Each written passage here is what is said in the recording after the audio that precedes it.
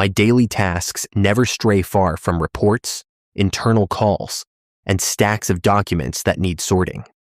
A routine that might seem boring to some, but to me, that very rhythm gives a sense of safety. Every morning, I make a point to come in early. There's a soft calmness in the office before the lights are fully on. The coffee machine is still waking up, the AC blows gently, and the morning sunlight slowly seeps through the large windows. All of it makes the building feel like it's waking up slowly with me. One of the people who used to keep me company during those quiet mornings was Mr. Leonard Hale, a senior employee from the operations department. He had a friendly presence, a warm voice, and a way of calming everyone down when the office was at its busiest. But a year ago, Mr. Hale passed away due to health issues. The entire office felt it. I personally felt like I had lost a second father at work. After the mourning period, office life eventually went back to normal. Days went by without anything unusual. No strange noises, no odd incidents, just the same routine. Until one night when I was working late alone, sitting at my quiet desk. The office radio crackled softly. A voice came through. A voice I knew very well. A voice that should no longer be able to speak. Mr. Leonard Hale's voice, calling my name in a pleading tone. And from that moment, the peace in this office began to crumble bit by bit. It started with the faint whispering that came through the radio again. At first, it was only a soft hum, like normal signal interference. But then, the voice came again. Clearer, closer, as if coming from the same room I was in. Dan, please. I immediately turned in every direction. The office lights were dim that night, only partly lit by motion sensors. Furniture cast long shadows on the floor, like dark lines shifting slowly whenever the AC sighed. I swallowed. My hands trembled as I reached for the office radio lying beside a stack of files. "Hello, who's there?" I asked, my voice unsteady. The radio hissed before the voice returned, clearer, very clear. "This is Leonard. I need your help." My chest almost stopped beating. I pushed my chair back without realizing it. Impossible. There was no way that voice actually belonged to Mr. Leonard Hale. The man had been buried a year ago. His name was no longer on the attendance list. His personal locker had been emptied by his family. Even the box of belongings from his desk was still sitting in the archive room, awaiting HR's decision. And now he was calling me through the office radio. I tried to convince myself. Maybe someone was joking. Maybe a technician messing around. Maybe an old recording accidentally playing. I almost believed it. Until the voice returned, sounding more desperate. "Daniel, don't go. Help me." The voice wasn't just familiar. It carried Mr. Hale's signature tone. The way he said my name, the gentle inhale at the end of each sentence, the soothing cadence that always calmed people down. But tonight, he sounded like someone who was very, very afraid. I stared at the radio, my emotions tangled between fear, sadness, and confusion. Before I could turn it off, something else happened. The office lights flickered, dimmed for a few seconds, then came back on. The computer on Mr. Hale's old desk, which had been unused for a long time, suddenly turned itself on. Its screen cast a pale blue glow across the entire room. And right in the center of the screen, a pop-up appeared. Last Logan, Leonard Hale. I froze. My breath caught in my throat. For the first time since I started working here, I felt like something that absolutely should not be here was here with me. And I knew this was only the beginning. Because right after that screen lit up, the room changed. Not just colder, but as if someone was standing right behind me, watching my every move. I slowly stood up, staring at Mr. Hale's computer glowing softly. That computer shouldn't have been able to turn on. Everything in that area had been disabled after his locker was emptied. With hesitant steps, I approached his desk. Each step felt heavy, as if the air itself pressed down on my body. When I was barely a meter away, something appeared on the screen.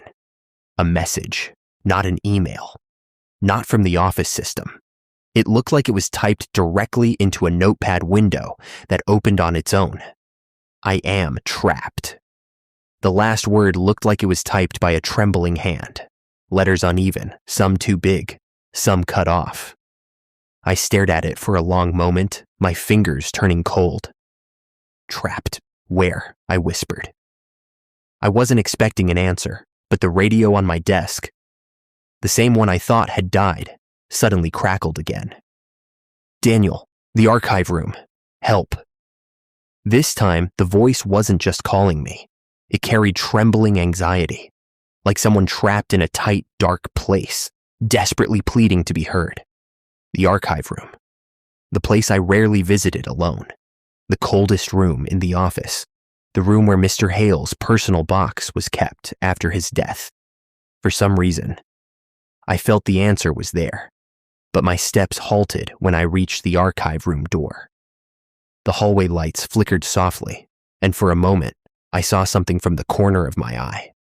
A tall figure standing at the end of the hallway, facing me. Broad shoulders, a silhouette so unmistakably similar to Mr. Hale. I blinked. It vanished. I drew a long breath, gathering my courage. My goal was clear, to find out what happened to Mr. Hale and why his voice was calling for me. Even if none of it made sense, one thing felt true. I couldn't ignore the call. With trembling hands, I turned the archive room doorknob. The door opened slowly, letting out a soft scraping sound like an old door rarely used. The lights turned on automatically. Rows of archive boxes lined the room. And in the far back corner, where employees' personal belongings were stored, I saw a box labeled Leonard Hale. The box was open. But I remembered clearly, I always kept that box sealed each time HR checked. Inside, there was only one item that stood out. A small portable radio from the operations department, long out of use. Its small indicator light blinked. Then the voice appeared again, but this time very close, very soft. Daniel, don't leave me here. My chest tightened.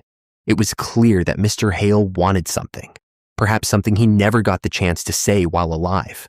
And from that night on, my purpose changed.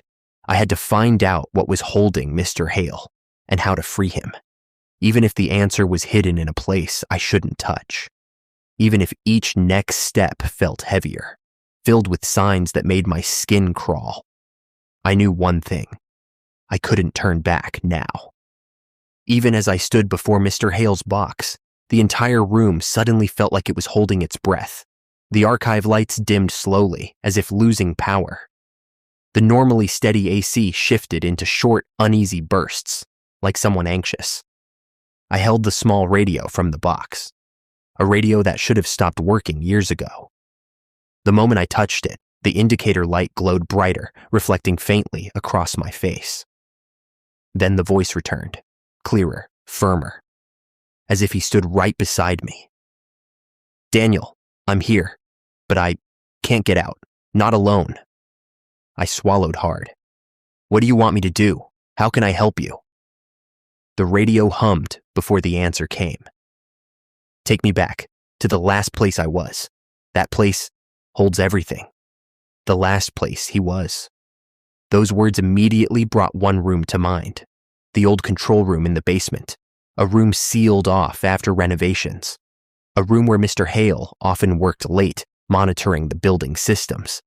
A room known as the quietest spot in the entire building. No one wanted to go in anymore. The electricity was cut, the lighting dim, the door often jammed. My heartbeat grew heavier. Leonard, are you trapped there? Silence, so quiet I could hear the ticking of a clock from outside the room. Then the voice answered, soft, fragile, and full of emotional weight.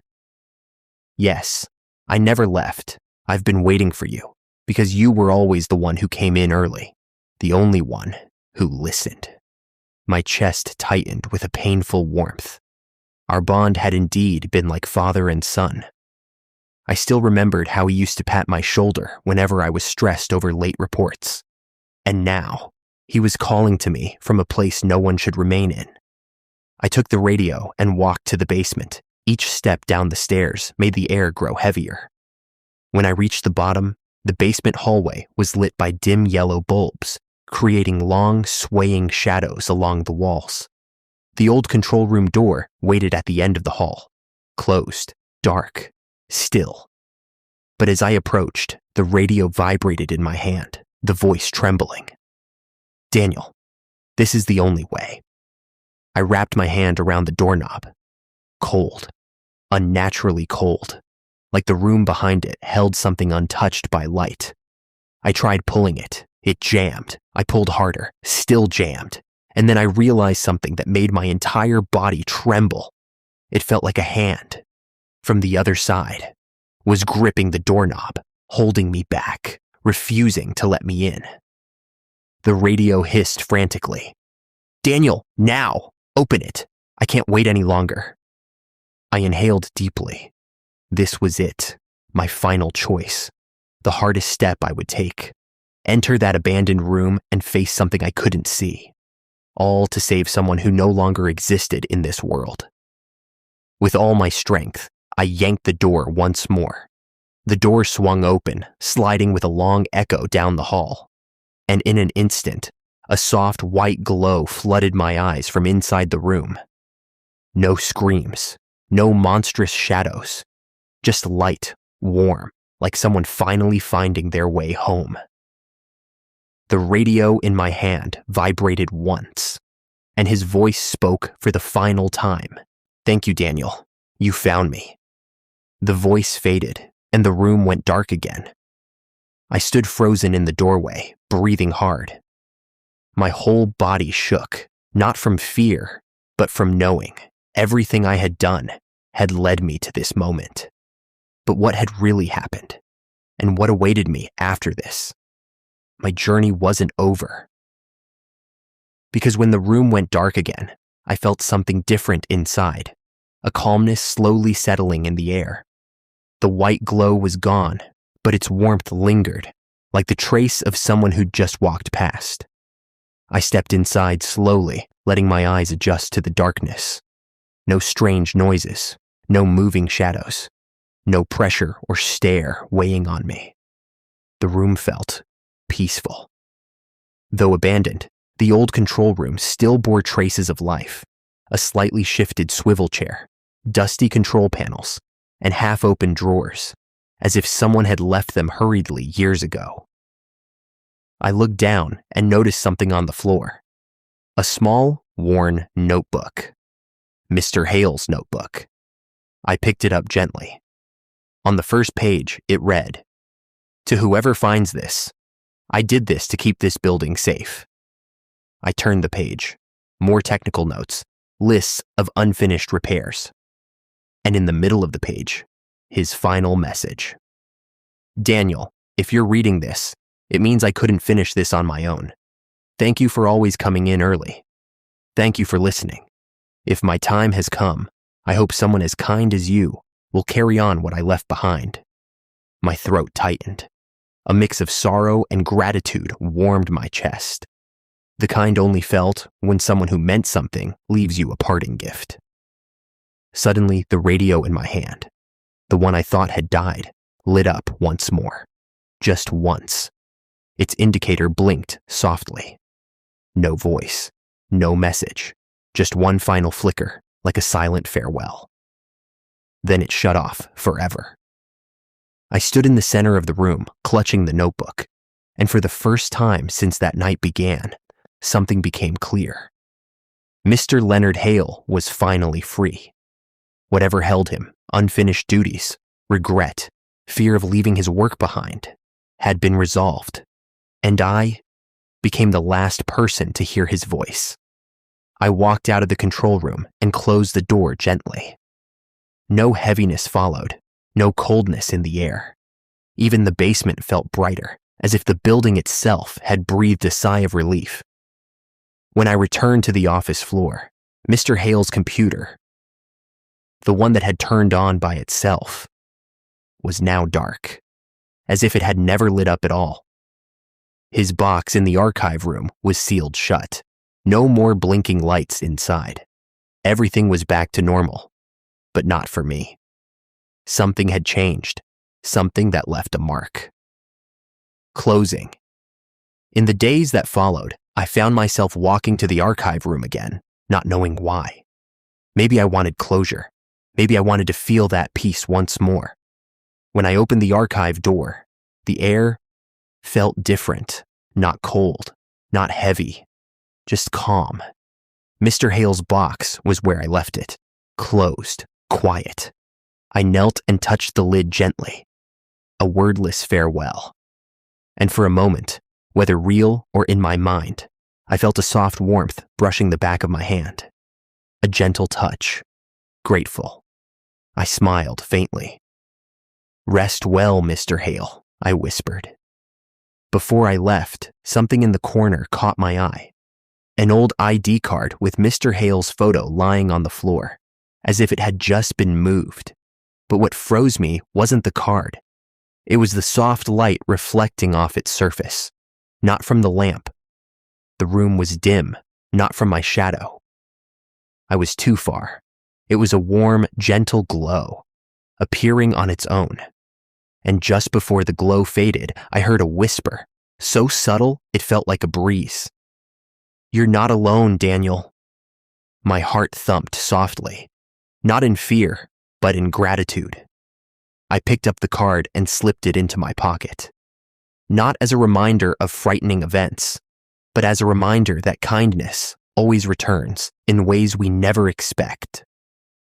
As I walked out, the archive door closed softly, not with a jolt, but with peaceful finality, like someone finally going home and saying their last goodbye. And since that day, every time I look at my desk in the early mornings, I always feel someone quietly watching over, someone who once worked hard, once helped many people, and now guards in silence. Mr. Leonard Hale.